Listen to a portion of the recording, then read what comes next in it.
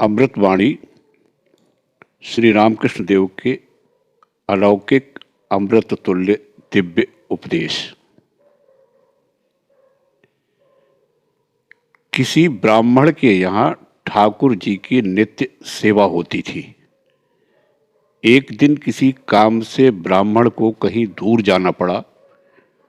जाते समय वह अपने छोटे बालक से कह गया, देख, आज के दिन ठाकुर जी को तू ही भोग लगा देना, उन्हें ठीक से भोजन करा देना। ठीक समय पर बालक ने ठाकुर जी को भोग लगाया और शांत बैठकर देखने लगा। पर ठाकुर जी तो जैसे कि वैसे ही रहे। उन्होंने न बातचीत की थी, न कुछ खाया। बालक को पूरा विश्वास था कि ठाकुर सामने रखे आसन पर बैठकर वास्तव में भोजन करेंगे। उसके बड़ी देर तक बैठे रहने के बाद भी जब ठाकुर जी नहीं उठे तो वह बार बार विनती करने लगा, ठाकुर जी, बाबूजी मुझसे तुम्हें भोजन कराने के लिए कह गए हैं, तुम क्यों नहीं आते? मेरे हाथ से तुम क्यों नहीं खाते? वह इस तरह कहते हुए व्याकुल होकर रोने लगा। उसका रुदन देख ठाकुर जी मुस्कुराते हुए आसन पर आ विराजे और भोजन करने लगे। ठाकुर जी को खिला पिलाकर जब वह पूजा गृह से बाहर निकला तो घर वालों ने कहा, भोग तो चढ़ चुका, अब वह सब प्रसाद बाहर ले आ। बालक बोला, हाँ, भोग लग चुका। ठाकुर जी सब जीम गए। घर वालों ने आश्चर्यचकित होकर कहा, क्या कहता है? बालक सरल भाव से बोला, क्यों, ठाकुर जी ने सब खा लिया है। तब सबने पूजा घर में जाकर देखा कि बालक का कहना सही है।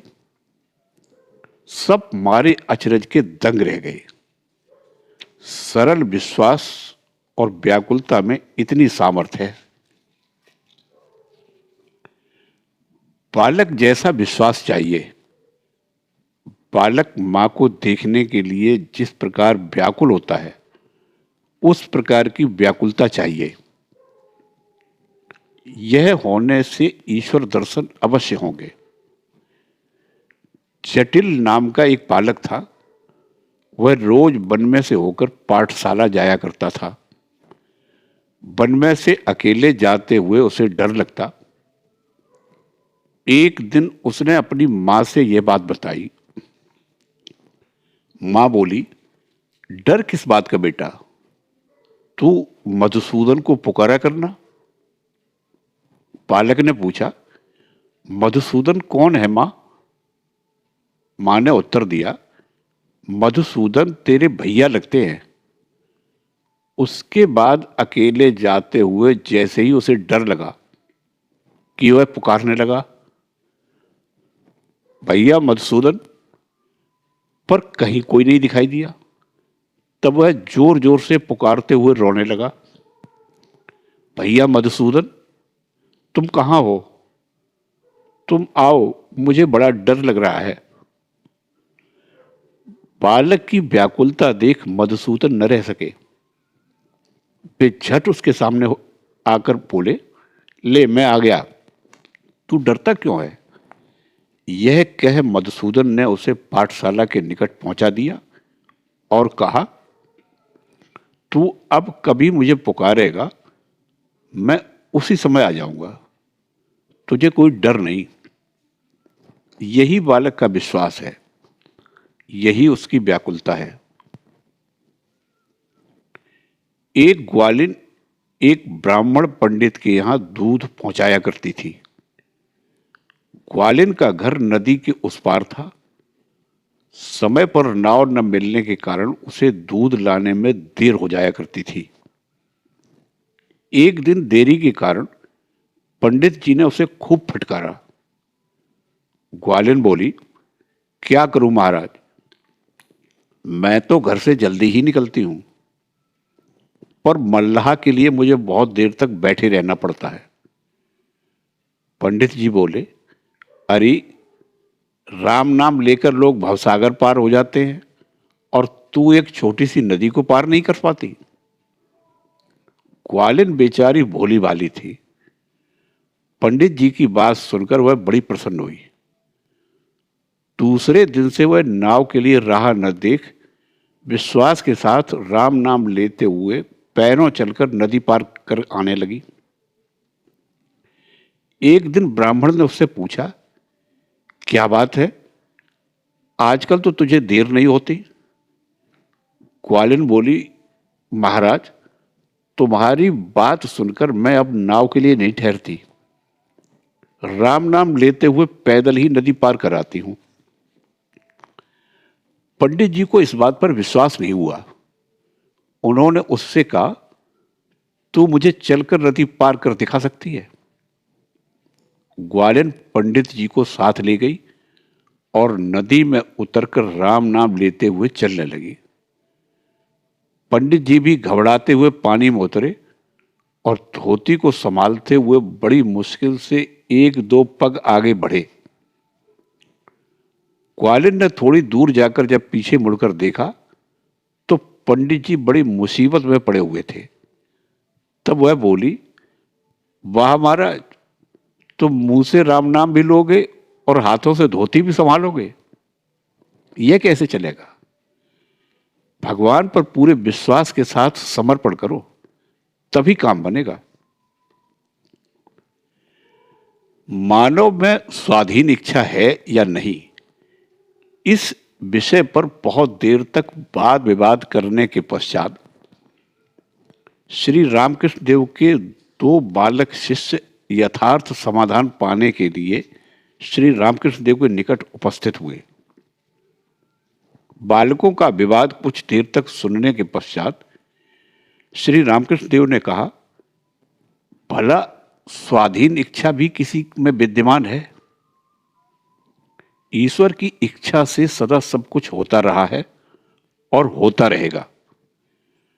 भगवान मनुष्य इस बात को अंत में समझ पाता है।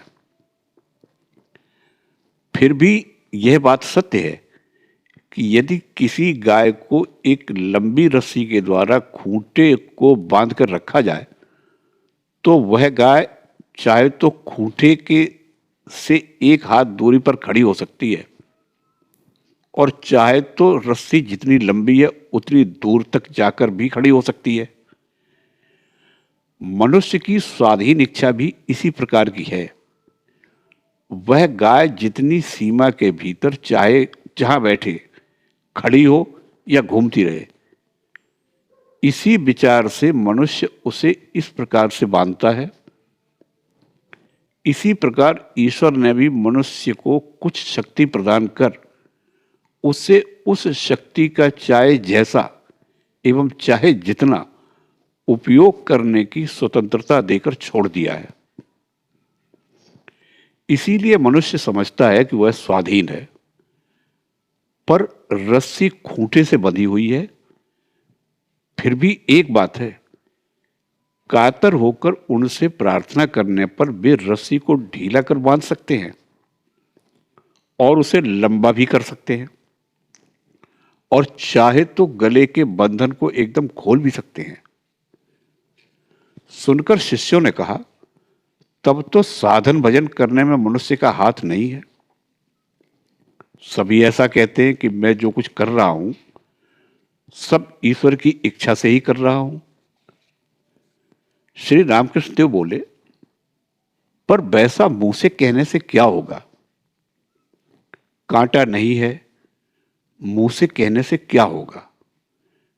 कांटे पर हाथ पड़ते ही तो उफ कर उठता है। साधन भजन करना यदि मनुष्य के हाथ में होता तो सभी लोग साधन भजन कर पाते, पर यह क्यों नहीं हो पाता? फिर भी यह सच है कि ईश्वर ने मनुष्य को जितनी शक्ति दी है उसका पूरी तरह से सदुपयोग किए बिना वे अधिक शक्ति नहीं देते। इसीलिए पुरुषार्थ या उद्यम आवश्यक है। ईश्वर की कृपा का अधिकारी बनने के लिए सभी को कुछ न कुछ उद्यम करना पड़ता है। ऐसा करने पर उनकी कृपा से 10 जन्म का भोग एक ही जन्म में कट जाता है, किंतु उनके ऊपर निर्भर होकर कुछ न कुछ उद्यम करना ही पड़ता है। एक कथा सुनो। गोलोक बिहारी भगवान विष्णु ने एक बार किसी कारण से नारद को शाप दिया कि तुम्हें नरक भोगना पड़ेगा। सुनकर नारद बड़े चिंतित हुए।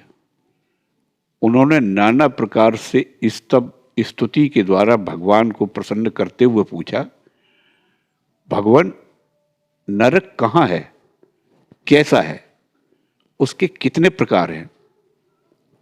मुझे यह जानने की इच्छा हो रही है। आप कृपा कर मुझे यह बताएं।